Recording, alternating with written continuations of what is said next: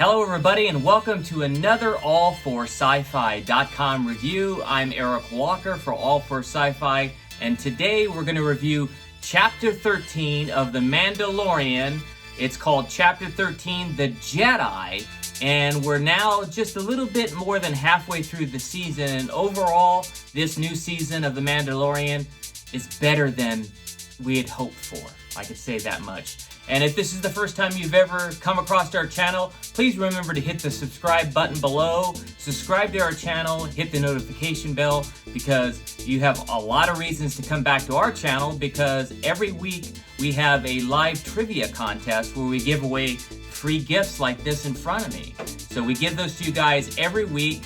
It costs you nothing. All you have to do is watch our channel, subscribe to our channel, watch it, and then answer the questions correctly, and then you have your shot at winning some of these free gifts that we give away every week on our channel. Okay, let's get started. At All4Sci-Fi, we have a rating system of 0 to 5 stars. 5 stars, of course, being the very best. If it's 3 stars or below, we don't recommend you go out and watch it if you could go to the movie theaters, or we don't recommend that you stream it online or online. In this case, we're talking about The Mandalorian, which is on Disney Plus. So you have to have a subscription to Disney Plus to watch this show, okay? The official rating for Chapter 13, The Jedi, is 4.95 stars. That's right, 4.95 stars. It almost got 5 stars, but I was so close.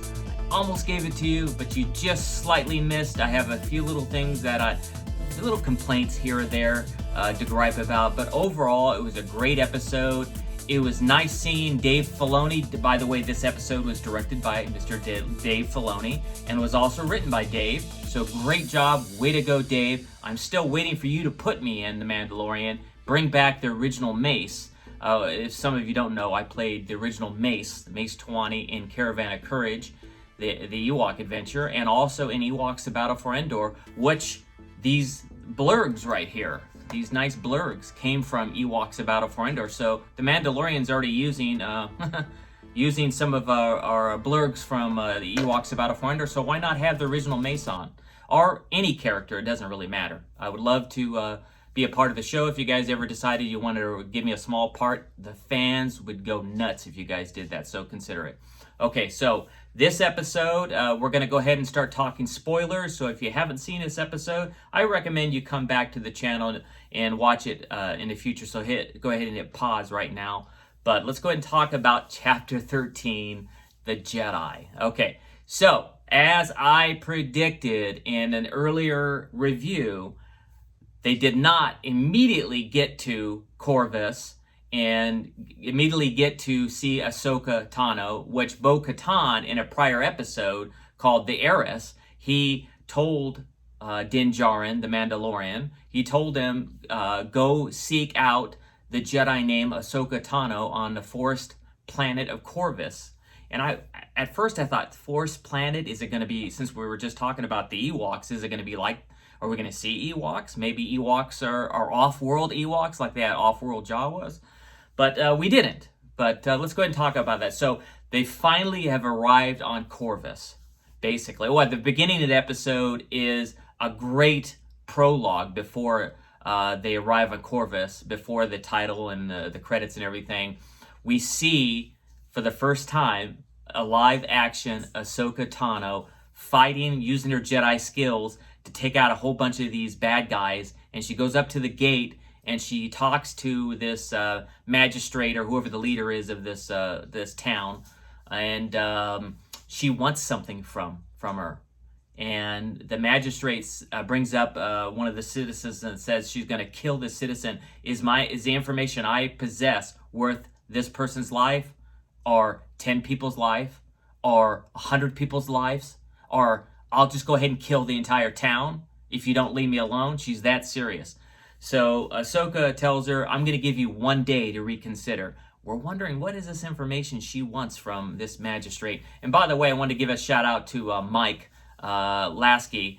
I know sometimes he watches the show, and his mother played the magistrate on this episode. Your mother did a great job, Mike, so congratulations on that.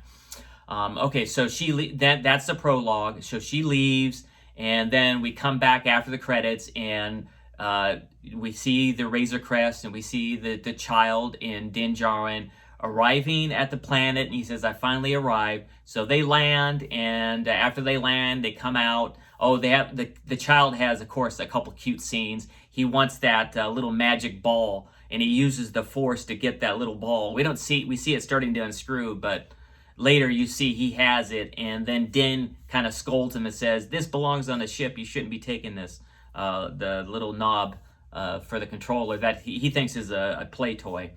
So they go ahead and they go inside, and Din comes up to the gate.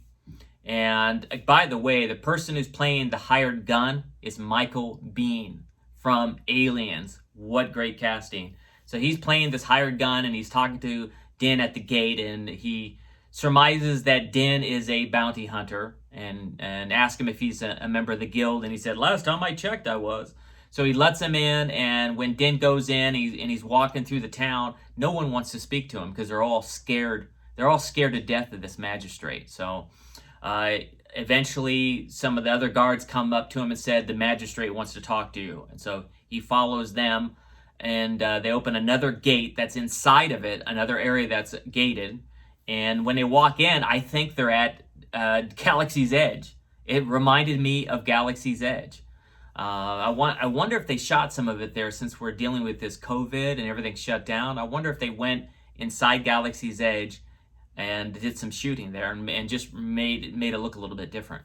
So she's talking to Din, and she tells Din she has a Jedi problem, and Din is there to seek out Ahsoka Tano. So wow, it just fell into his lap, and she offers Din this staff that's made out of Beskar. So she offers it to him if he will go and kill this Jedi that she has a problem with. Everything's just falling into place. So talk about dumb luck, and he's playing along with it, even though he knows he wants to go seek out this Jedi to help out the child. Okay, so they go outside. Yeah, Michael Biehn is, of course, the hired gun, is telling him, I wouldn't want to be you, because he knows how badass this Jedi Ahsoka Tano is, and she is. By the way, Rosario Dawson, you did a great job. You are now Ahsoka Tano. Ashley Eckstein is still Ahsoka, but you are definitely the live action one. It was great casting. You did a great job. I wanted to say too that overall, this entire episode really reminded me a lot of George Lucas's original vision, and the way he directs, and the way he sets up a scene, and the way it was just perfect artistry. The only reason why I didn't give it 5 stars was because it wasn't as good as another episode that I gave 5 stars which is the episode The Heiress with Bo-Katan. I thought that was slightly better, had more action, and I'm an action guy. So, but this one has plenty of action anyway. So he wishes, the hired gun wishes him well. So Din Djarin takes off to where they tell him Ahsoka Tano is. So he takes off into the forest. You see him looking around. He sets the child down on this log, and he uses his scope, and he's looking around trying to find him, and then suddenly, bam! Ahsoka Tano attacks him. You know, she's getting him, and then he does this thing with fire, almost catches her coat on fire. Then he uses his lasso rope thing to go around her real quick. It doesn't stop her, because she uses the Force and flips over the tree, and then cuts herself off, and they go to have a duel up again. This is a really great, quick scene. And he goes, "No, Ahsoka Tano, Bo-Katan sent me." She stops it, closes the lightsabers, and I hope it's about him. She's talking about the child, because she notices the child. So she goes over the child. She picks the child up. During the next series of scenes, we see her having a conversation, a silent conversation with the child. And then the biggest news of the season is dropped. She calls the child Grogu. So the child has a name. He's called Grogu. I don't know if I like this name. Are we still going to call it the child, everybody? You still going to call it Baby Yoda? How do you guys feel about that? Let me know in the comments below. So she's talking to Grogu for a while, and then tells Din that his name is Grogu, and he looks at him, says Grogu, and he looks up at him, huh? So he likes it because that's his name.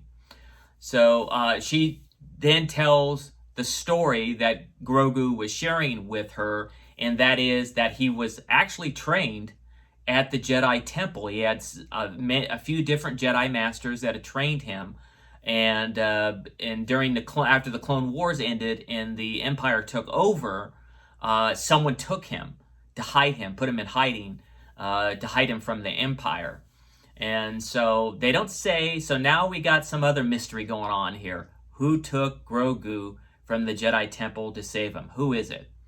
So Grogu's starting to fall asleep, so she says, we'll wait until tomorrow morning, and then I'll go ahead and test him, and then I'll decide if I'm going to train him. Okay.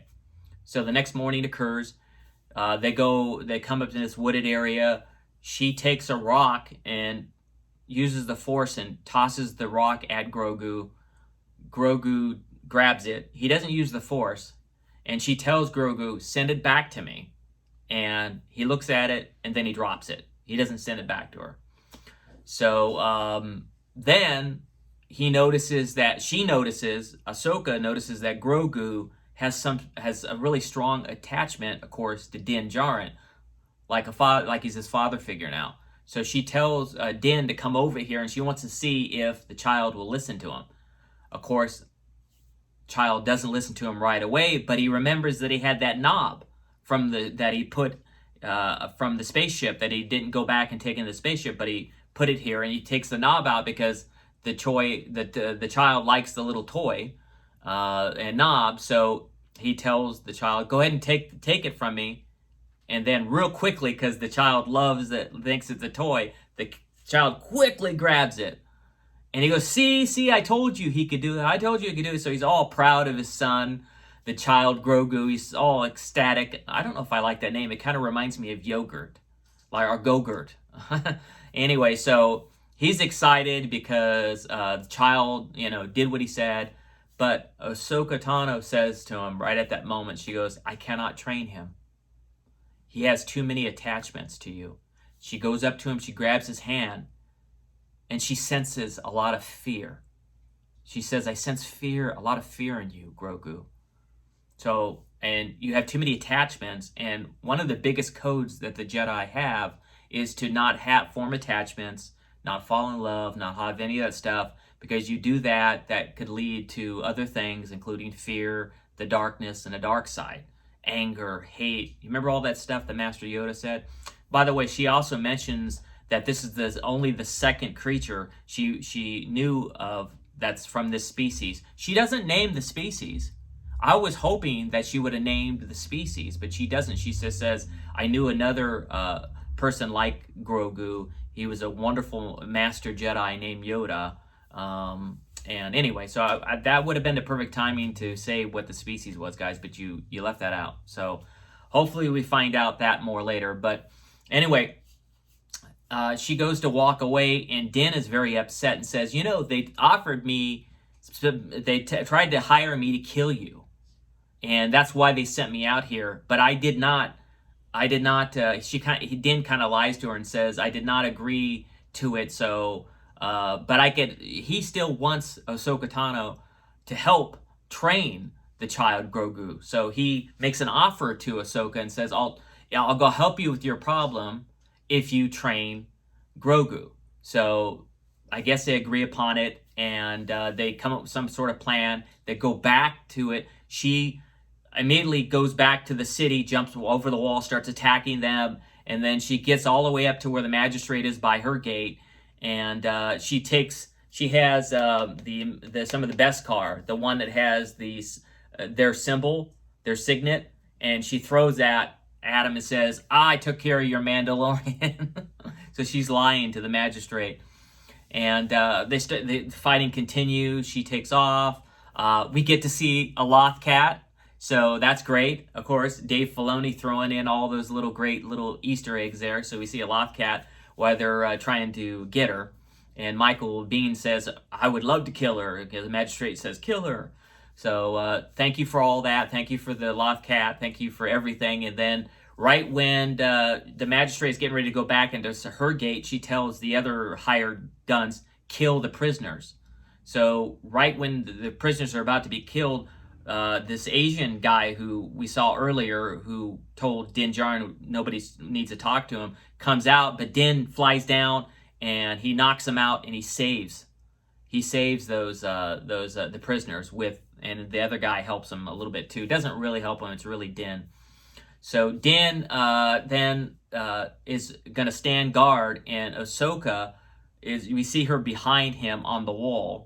And this is further along into it. I'm jumping to tell you more about the story. But then Ahsoka hops over the wall to go and have a battle with the magistrate, while the hired gun is being, there's a standoff between them. And this standoff is great. It reminded me of like an old Clint Eastwood movie, which is great because if the son of John Wayne is still in doing some of the behind the scenes stuff, that was kind of great. So they have this kind of standoff, and this guy's trying to talk Din into saying, I don't have a beef with you. I don't want to fight with you. You're a Mandalorian. I fight for better causes. And who do you think's gonna win? Is the magistrate gonna win, or Ahsoka Tano? Come on, guy. Of course Ahsoka Tano is gonna beat the crap out of this magistrate. But in her defense, we go see them fighting, and when they're facing off, the magistrate's got some real skills. She takes out that Beskar sword, wielding thing, and that she was going to give Din, and is fighting Ahsoka with it because that will stop a lightsaber. A lightsaber can't cut through Beskar, which is another thing. So that's one of the reasons why she probably had it, to protect herself.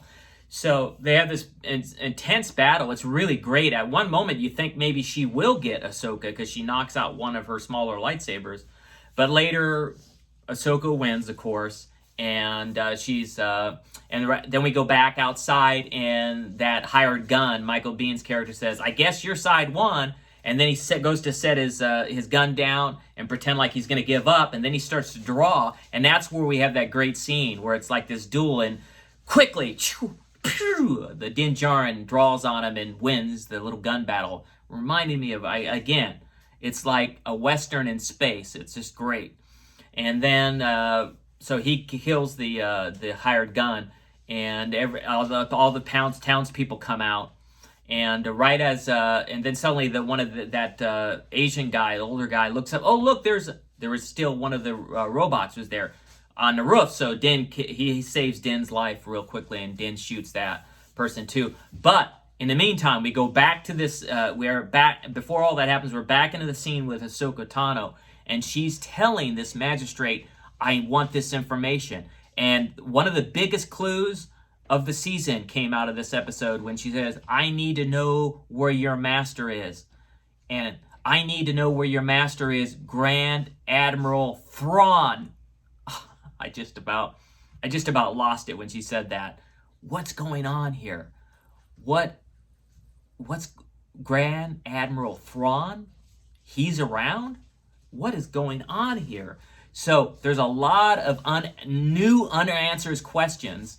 And they're really setting this season up to be just slam and slam. There's so many unanswered things. Like in episodes prior to this, what is Moff Gideon doing with the child's blood, with Grogu's blood? And there's just so many things going on with this thing. It's great. That's why it gets 4.95 stars. Okay? So after that happens, the town's excited. They nominate that older Asian dude to be the new magistrate of the town. Din says, I'll go get the child. She goes, where's the child? Where's Grogu? He's back at the ship. I'll go get him. So he goes back there, and he sees the child sleeping in its little hammock. And it's and he waits there, and he wakes him up. And he takes a long time because you could tell that Din is really attached. It's like this is his son now. And then as he's about ready to walk out of the Razor Crest, Ahsoka is there. And she says, I told you I can't train him. He has too many attachments. You're his father. You're his father. I can't do this.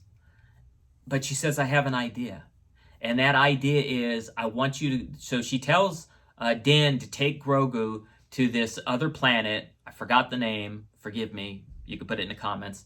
But she tells Din to take the child to where this Jedi temple is and take him on top of it, set him there, and if Grogu calls out to the Force, he's going to choose his path. And if he still wants to call out to the Force, what will happen is, because he's there in his Jedi temple, if there's any Master Jedi in the area, they may come and decide to train him. But it's going to be, Grogu's going to decide his fate. Kind of like faith anyway. Fate and faith. You got to have faith. So, who's going to come there? Who's going to train Grogu? That's the $1 million question. I see online that everybody's talking about Ezra Bridger doing it. But I'm going to say that I think the Jedi that's going to come calling, I think it's going to be Luke Skywalker. That's who I think is going to come and train Grogu. And it makes perfect sense because this is like 8 or 10 years after the fall of the Empire. So Luke is kind of still getting, remember he wanted to start his own academy, and he did start it. And that's what led to Kylo Ren, his nephew, turning to the dark side, and yada, yada, yada, later down the road, 30 years later. But this is before that. So Luke will be young. So is Mark Hamill going to come back? Or maybe it will be Ezra Bridger. Who knows? But we're going to find out soon. And this was a great episode, guys. Thank you guys for joining me on allforsci-fi.com. We'll be back next week to review Chapter 14. There's only 3 more chapters to go, and the season's over. Tell me what you guys think about this review in the comments below. I thank you guys. Please remember to hit the subscribe button over here. Subscribe to the channel, hit the notification bell, so you know every time we upload a video or whenever we go live. Eventually next year, we're going to start going live at Disneyland again and everywhere else, when we can start going back to all these amusement parks, and that'd be great. But until then, I'm Eric Walker for allforsci-fi.com. Thank you very much. May the Force be with you. Take care, everybody.